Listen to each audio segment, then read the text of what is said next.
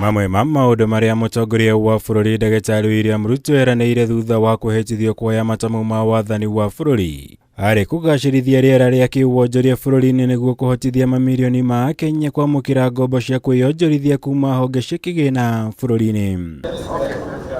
Ũndũ ũyũ nĩguo atanyĩtwo kwambĩrĩria kũrongoreria kũhingia kwambĩrĩria kiumia gĩũkĩte wona acokereria bũrũri-inĩ, akĩranĩra gũthondeka na kũrũnga mamwe ma mawatho ma ũheani wa ngombo nĩguo kũhotithia makĩria ma Akenya milioni 15 arĩa mandĩkithĩtio CLB-inĩ kũheo ngombo.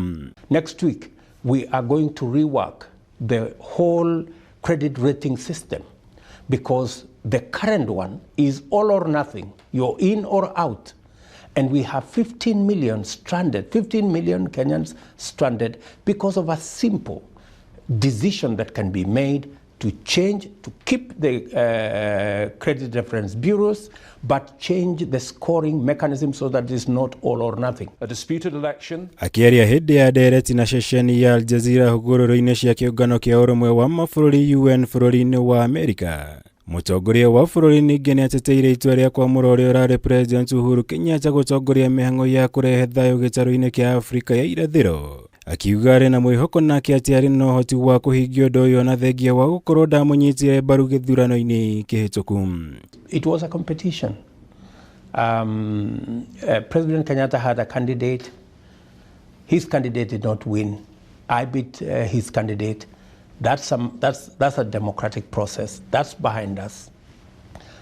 We now have a country to govern, and we have a region to look after.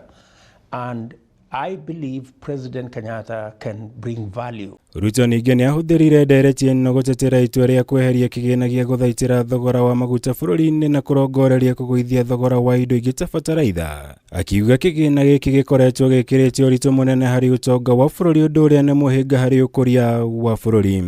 When I came into office, the first assignment I had was with the energy sector.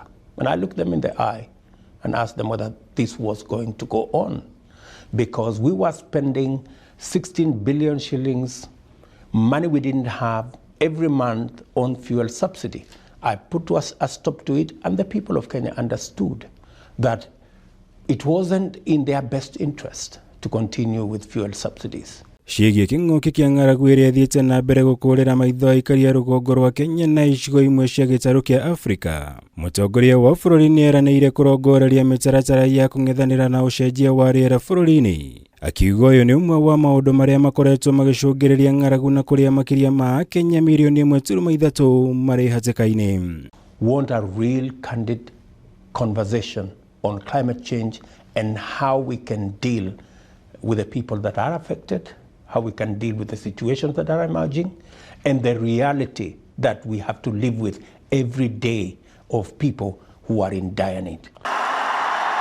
Ngĩribotera Kameme TV, njitagwo Mwaura Wagunya.